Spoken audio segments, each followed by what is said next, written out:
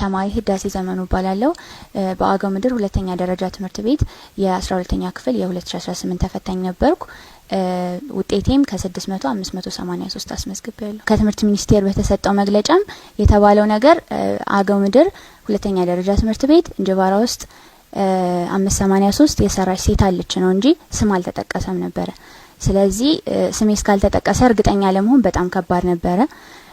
ግን አብዛኛው ሰው እና ሚዲያዎች አምነውበት ነበረ ሲያዘዋውሩት የነበረውና ትንሽ ደግሞ ትልልቅ ሚዲያዎች ሲያዘዋውሩ ሳይ ትንሽ እምነቴን እየጨመርኩ መጣው ማለት ነው። ለስኬቴ ምስጥሩ ነው ብዬ የማስበው ነገር አንደኛ በአመት ውስጥ ላደርጋቸው ያሰብኳቸው ነገሮች ወደ ወራት፣ ወደ ሳምንታት፣ ወደ ቀናት እየከፋፈልኩ በማስቀመጥና ያለኝን ጊዜ ደግሞ ከቨር ማድረግ ካለብኝ ነገር ጋር በማጣጣም እና በየቀኑ ምን ያክል ባነብ ነው ለዛ ስኬት የሚያደርሰኝ የሚለውን ወደ ትንንሽ ስራዎች በመከፋፈል ስለምሰራ ነው ብዬ አስባለሁ። ሁለተኛ ደግሞ ከቤተሰቦች የሚሰጠኝ ድጋፍ ከትምህርት ቤቱ ማህበረሰብ የሚሰጠኝ ድጋፍ በጣም ከፍተኛ ነበረ።